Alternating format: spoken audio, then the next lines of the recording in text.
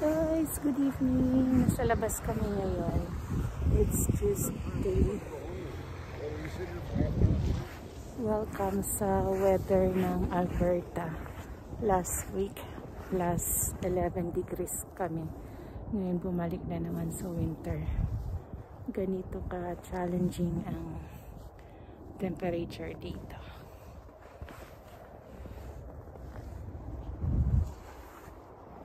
Mabuti na lang may dala akong pangtakip sa mukha ngayon. Pero parang ang jacket ko na suot. Malamig. Dapat pala nag-layer pa ako ng isa pa. Mag-sled kami ngayon. Ayan, kasi nagkaroon na naman ng snow. Kasi parang mas malamig kasi maano na yung hangin.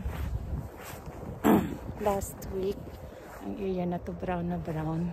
Ngayon, madami na namang snow. Yeah.